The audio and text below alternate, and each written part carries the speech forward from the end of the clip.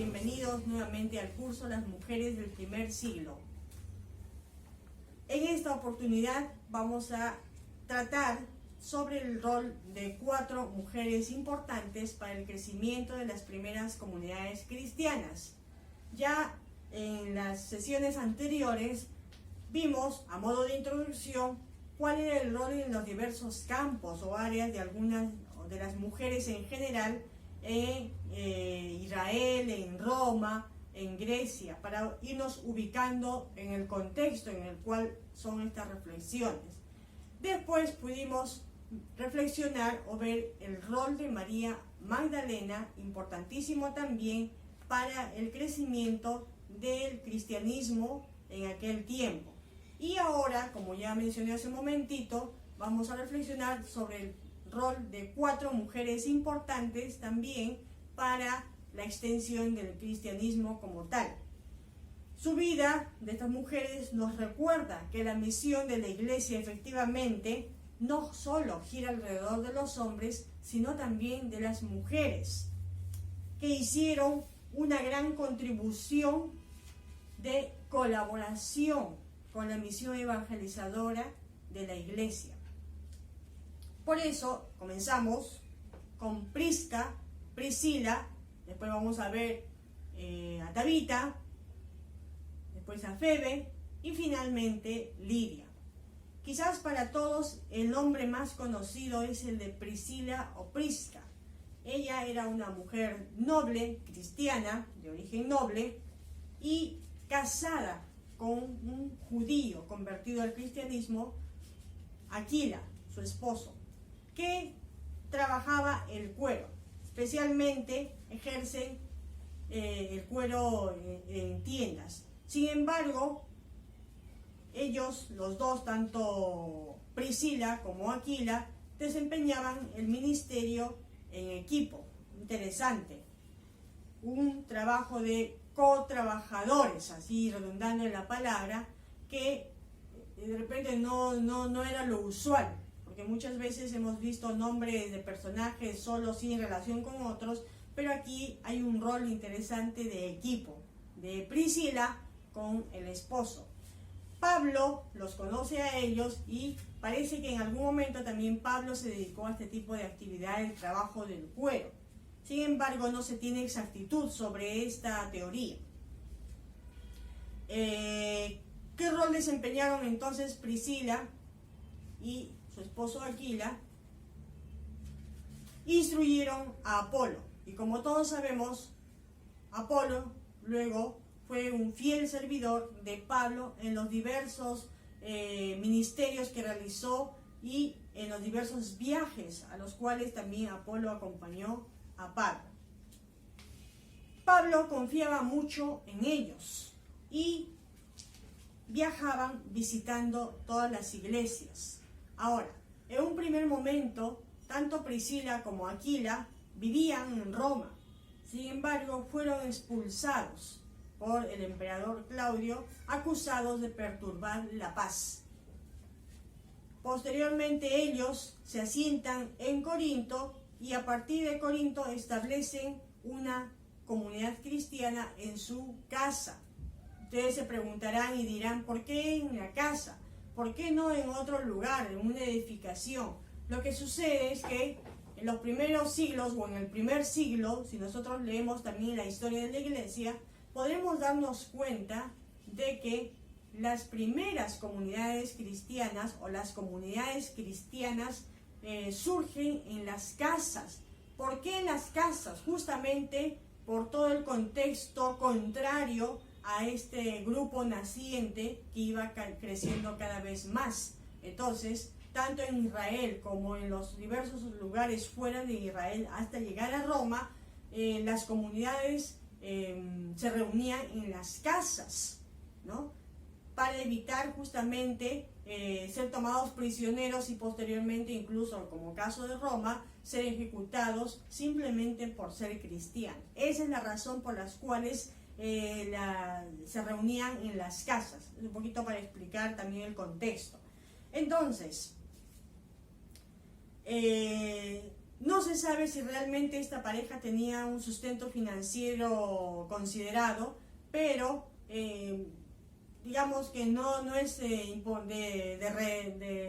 real importancia o de vital importancia ver este aspecto, porque lo que sí ellos contribuían desde su ministerio como equipo es a la evangelización y a la difusión del mensaje de Cristo. Priscila es tan importante como lo ha sido María Magdalena, y por eso mismo aparece mencionada no solamente una vez, sino más de una vez en diversos textos bíblicos, como por ejemplo en Romano, en el capítulo 16. Luego también aparece mencionada en el primer libro de Corintios, en el capítulo igual 16, y en el segundo libro de Timoteo. Entonces es para darnos cuenta que en el caso de ella es considerada como una apóstol misionera, ¿no? Una líder de las iglesias domésticas. Por eso explicamos hace un momentito del por qué se reunían en las casas, ¿no? Y Lucas, si bien también la menciona y lo hace de manera suave, sin embargo, por el tipo de rol que desempeña Prisca o Priscila, no se puede dejar de lado a esta mujer tan importante en el inicio de la iglesia, con tantos roles en diferentes sitios. Porque si bien ellos se asientan con su esposo en Corinto, acordémonos que en diversos momentos también viajan con Pablo a los diversos lugares donde Pablo iba a evangelizar y a ver cómo iba el crecimiento de estas comunidades cristianas. Otra mujer importante es Tabita, que se sitúa en el pueblo o en el puerto de Jopa, que actualmente es la ciudad de Tel Aviv, ¿no? Que eso sí lo conocemos por las referencias que escuchamos, sobre todo en las noticias, más o menos tenemos cierta referencia. Entonces, Jopa es una viuda, ¿no? Era líder de un grupo de viudas. Interesante detalle de Tabita.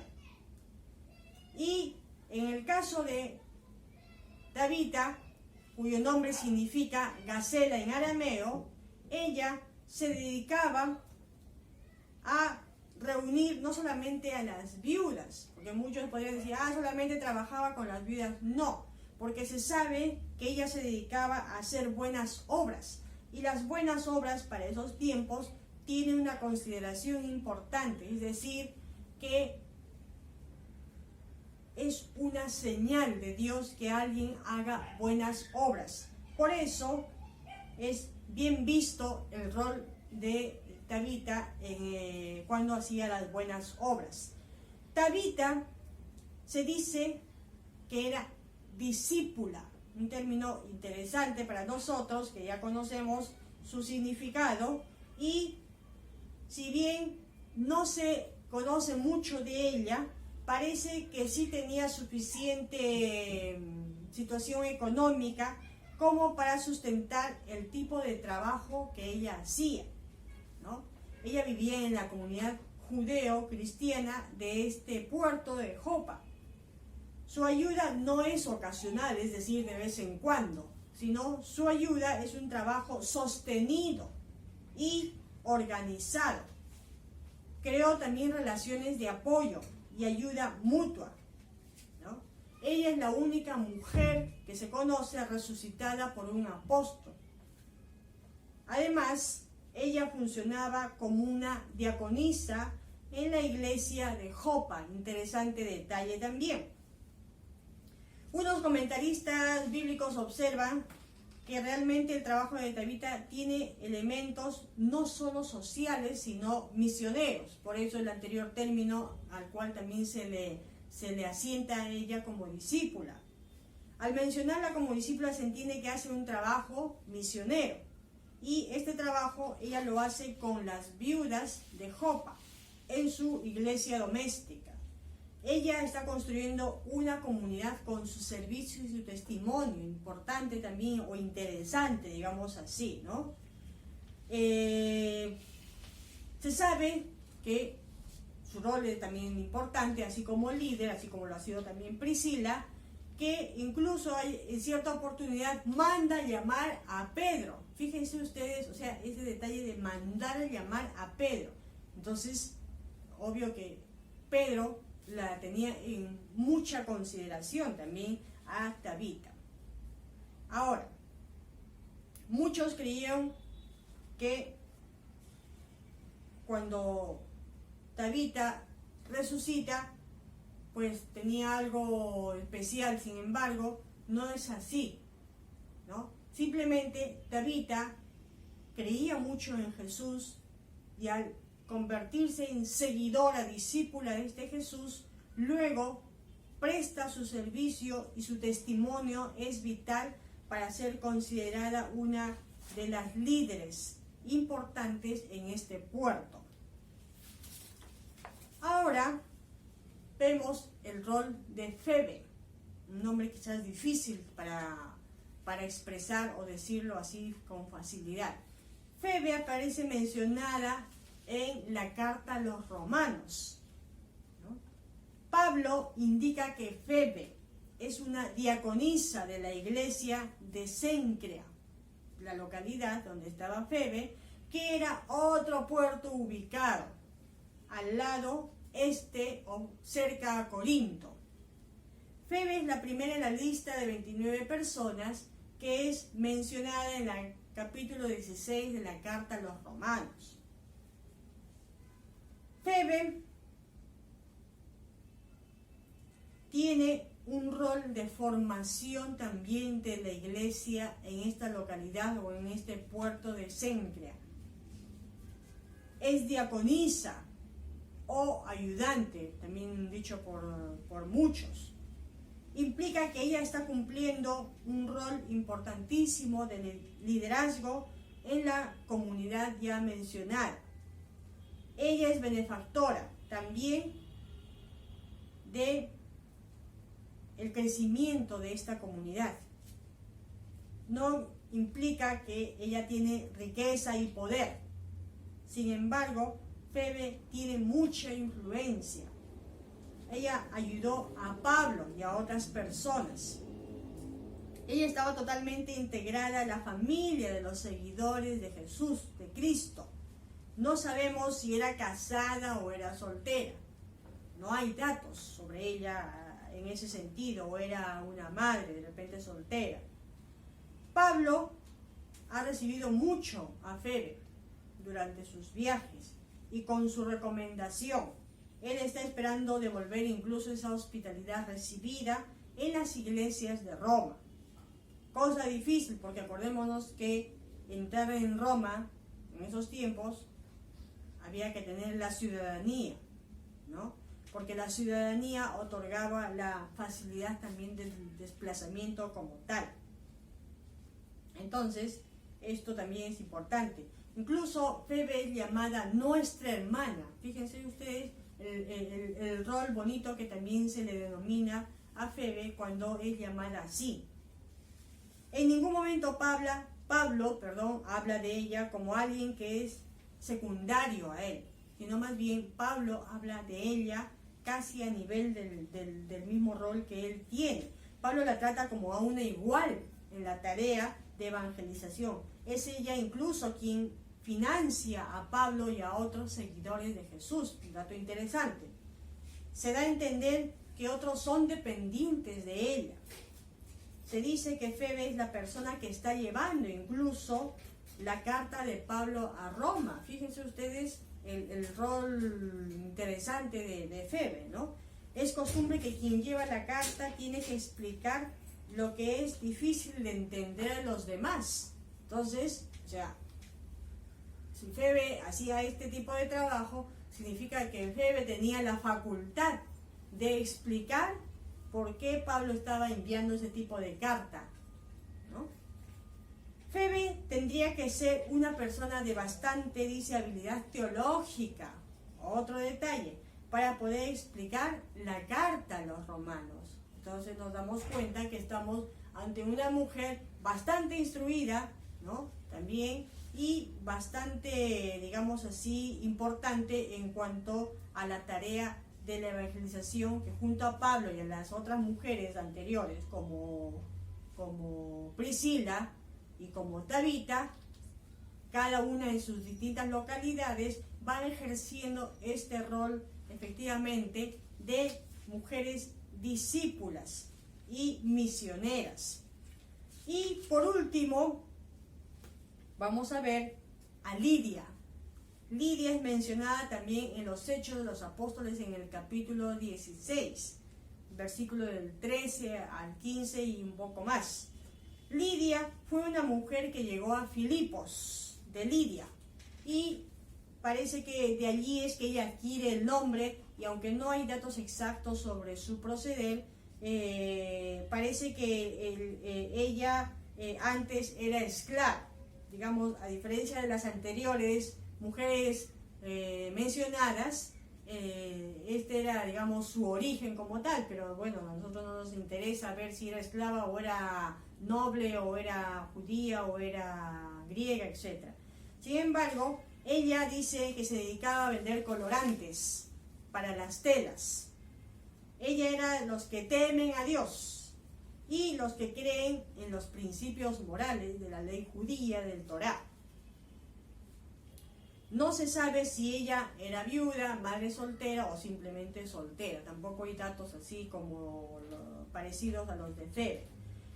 Lidia dice se producía el colorante de las plantas, ¿no? Perdón, los colorantes se producían de las plantas que existían en el lugar, a los cuales Lidia accedía para dedicarse a este oficio.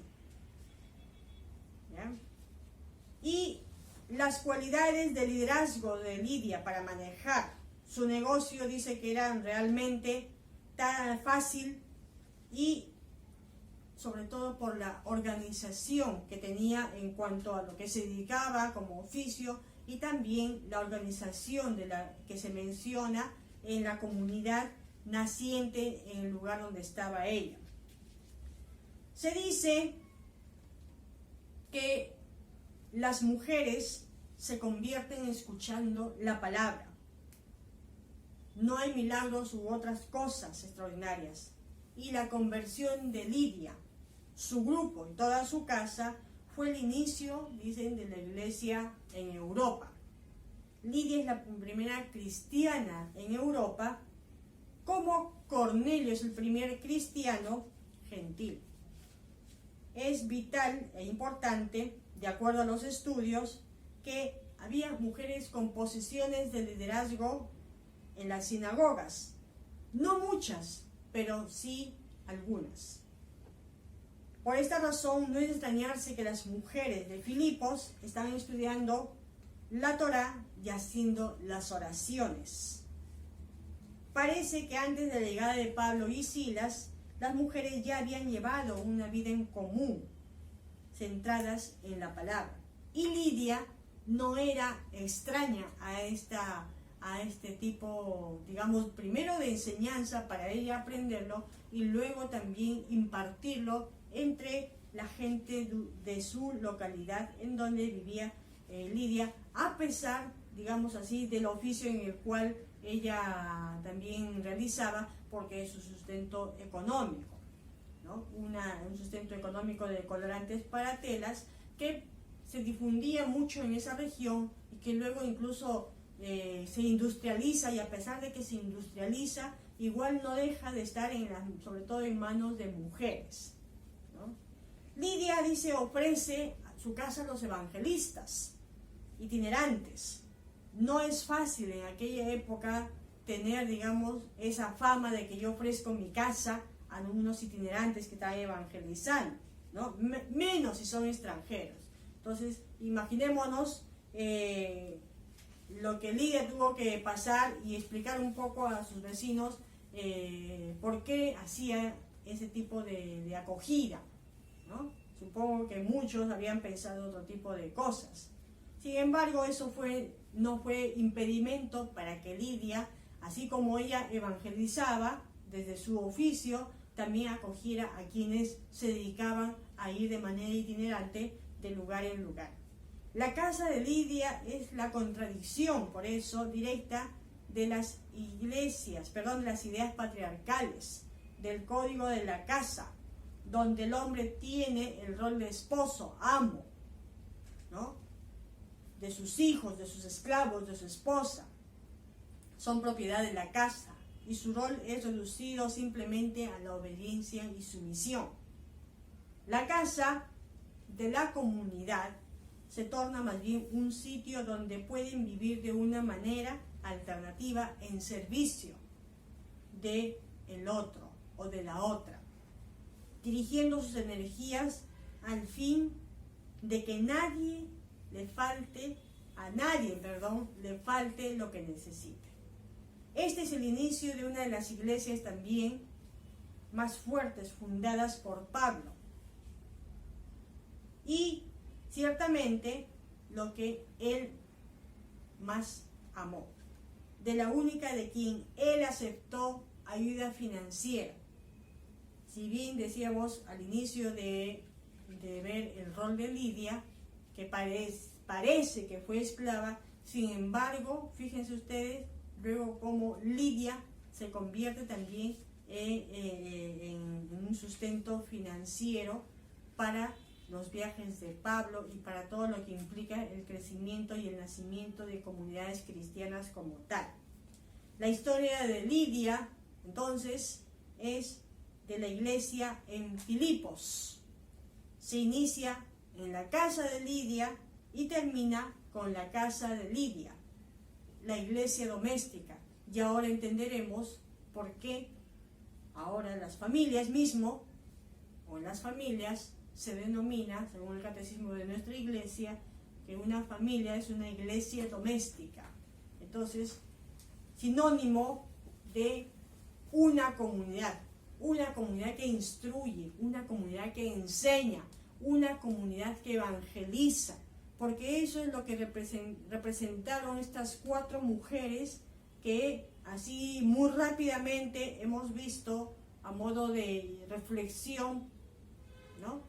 Como irnos enganchando en esta propuesta de investigar más, de leer más sobre estas mujeres, no solamente en los textos bíblicos, de Hechos de los Apóstoles, de la carta a los Romanos, de la carta a los Corintios, de la carta a Timoteo, etc., sino también de tratar de leer un poco más en la historia de la iglesia, qué rol fundamental realmente cumplieron las mujeres, además de estas 4, y además de la anterior que ya habíamos visto, caso de María Magdalena.